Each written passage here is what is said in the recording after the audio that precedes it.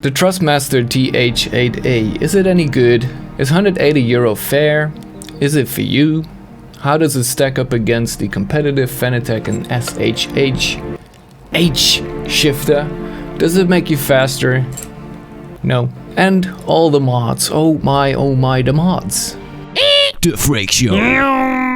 I love knobs. Wait, let me switch gears from gay to masculine. H-shifting is of course the coolest thing ever. A lot of cars are ditching the manual gearbox because fun is bad. But just racing movies wouldn't be the same if the good guy wasn't at least like switching 10 gears. Just fucking clutch, shift, throttle.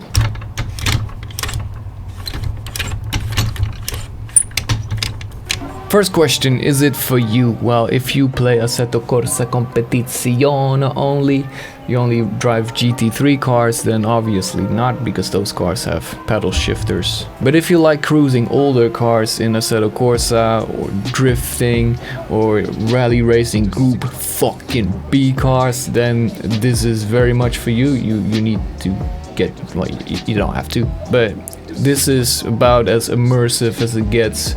There's just nothing like being so busy with the clutch and your hand on that knob all the time. Is it any good? I had to look up when I actually bought my TH8a. This one, it was actually early 2018, so I had this thing for about 3.5 years. So yes, this is quite the long-term review. And on the basis of it, there's really not much to say at all. It works. I have had my first unit die on me, but I bought it via Amazon and they sent me a new one before the old one even could have reached them. So not a bad customer experience there at all.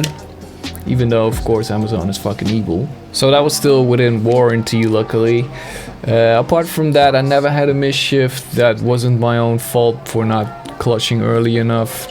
The device never had any issues not being recognized in Windows or any other game.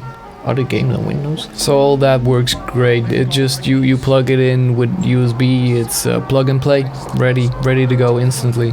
The shifting feel is something that is most criticized. There's very little resistance. Also, the spaces in between the gears is quite big, as it's also built for Euro Truck Simulator. It seems to be modeled after Japanese cars gearboxes, where the Fanatec is more of a short beamer throw. It's like a BMW stick. I once drove a BMW and it was very similar to the Fanatec one. I have had the privilege of driving a Beamer. But there are mods to battle the resistance being very little and the long throw disadvantage. More about that later. The TH8a also has a sequential mode, but even if you have a little drill to like speed up the process of switching these plates, it just takes like a minute or two. So I could not be bothered doing that too much, and I actually just bought myself a Hosingfeld sequential shifter. So if you buy this thinking, oh, I will switch from H-shifting back to sequential shifting, you'll probably be too lazy to do that most often. Also, the sequential shifter feel is very limited. It's a very short, and there's no click at all.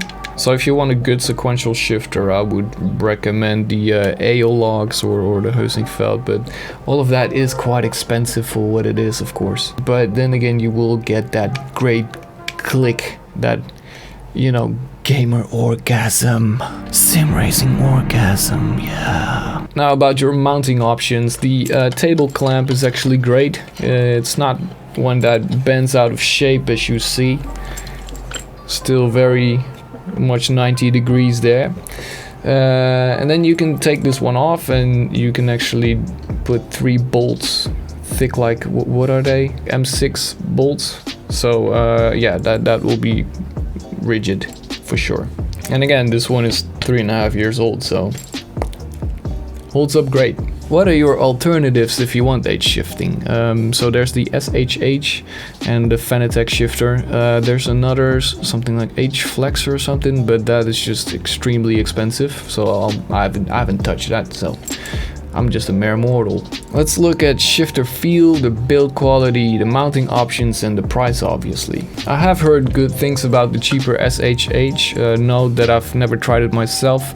The feel should be similar, but it has a shorter throw, which would be probably good for most sim racers. However, the mostly 3D printed build quality would have me a bit worried, especially for the table clamp mounting option.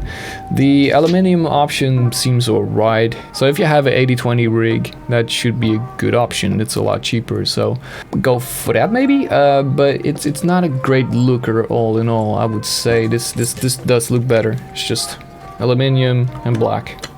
The Fanatec shifter, I tried it once in an arcade. It's quite a nice sturdier feel out of the box, although with the feel mod for the TH8a, it's a very close one in which one feels more sturdy, I think. And I think especially the all metal build and the looks are the big attraction for the Fanatec shifter.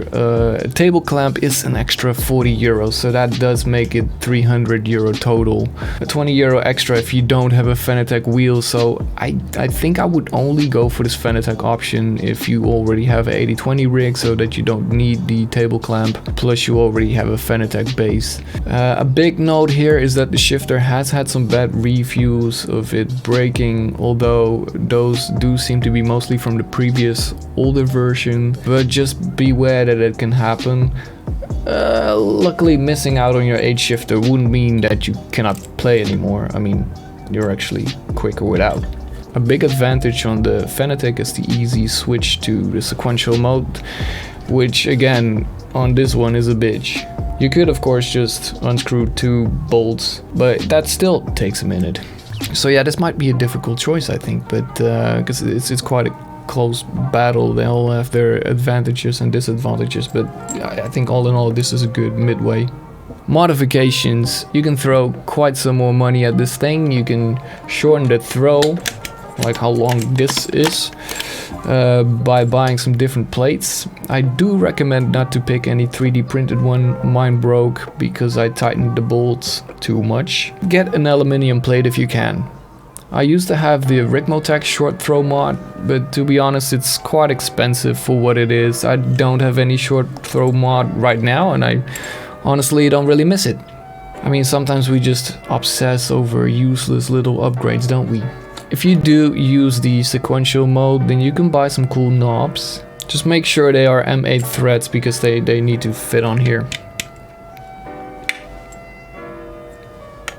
In my opinion, the best mod is the Tough Feel mod from 3D Rep or other companies. I know some other, there's other manufacturers who make this type of mod. That mod is quite cool. It gives a bit more resistance, not like a big click or anything, but that's not realistic anyway.